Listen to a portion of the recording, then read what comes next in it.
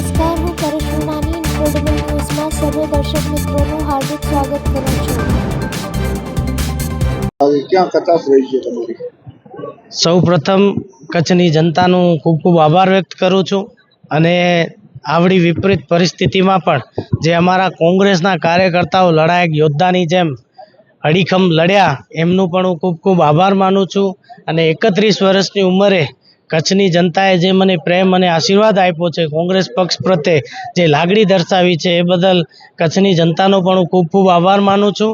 અને આવનારા સમયમાં કચ્છના જે કાંઈ પણ પ્રાણ પ્રશ્નો છે, જનતાને સ્પર્શતા જે કાંઈ બી મુદ્દા છે, એના માટે જે કાંઈ સંઘર્ષ કરવાનું છે અમે પૂરા પ્રયત્ન કરીશું અને કચ્છના પ્રાણ પ્રશ્નોને સબળ વિપક્ષ તરીકે મજબૂતીથી વાંચા આપીશું.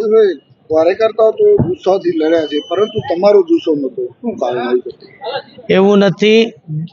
ગામ મેં મુલાકાત લીધેલી છે, લોકોએ ખૂબ પ્રેમ, સહકાર અને ઉત્સાહથી સ્વાગત કર્યા છે અને ઉત્સાહ વધાર્યા છે.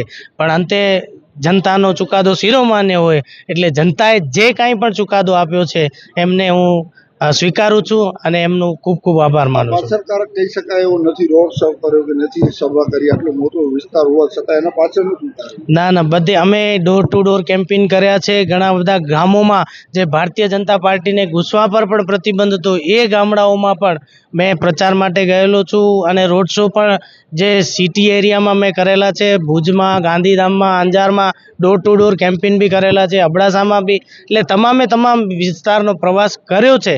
પણ અંતે લોકશાહીમાં જનતા મહાન છે. જનતાએ જે કાંઈ ચુકાદો આપ્યો છે એ શિરોમાન્ય છે.